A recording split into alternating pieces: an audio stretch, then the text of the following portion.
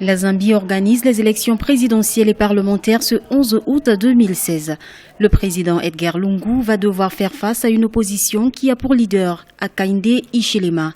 Hichilema, l'un des hommes d'affaires les plus riches du pays, a accusé le président de la République d'avoir annulé 2 de ses rassemblements dans la province orientale. Il estime que le gouvernement utilise des lois répressives pour limiter sa campagne électorale. Pour rappel, la commission électorale de la Zambie avait suspendu le 9 juillet 2016 la campagne électorale pour 10 jours dans 2 villes, y compris la capitale Lusaka, en raison de l'escalade de violences politiques.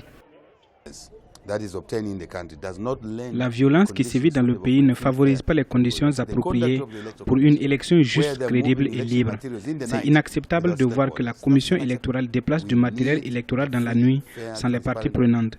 Nous avons besoin d'une élection libre, transparente et crédible et l'UPND est en train de gagner du terrain dans cette élection. Voilà pourquoi le gouvernement panique. Edgar Lungu est au pouvoir dans ce pays d'Afrique australe depuis sa victoire électorale en janvier 2015, juste après la mort de son prédécesseur Michael Sata en octobre 2014.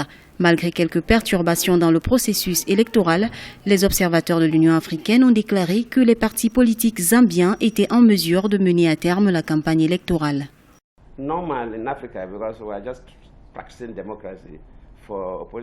En Afrique, c'est normal parce que la démocratie est récente.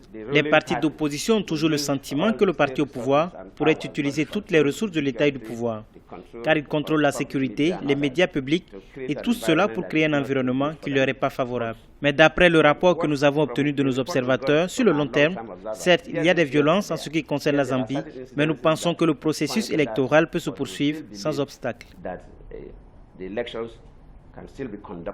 La Zambie est le deuxième plus grand producteur de cuivre du continent. L'économie zambienne, qui avait jusqu'ici enregistré des taux de croissance soutenus grâce à des politiques libérales, subit depuis plus de 2 ans un net ralentissement. Après 5% en 2014, la croissance en 2015 s'est établie à 3,6%. Pour 2016, elle est estimée à 3,4% selon le Fonds monétaire international. Un ralentissement qui s'explique par l'absence d'accélération de l'activité résultant de la faiblesse persistante des prix du cuivre, principale source de devises du pays.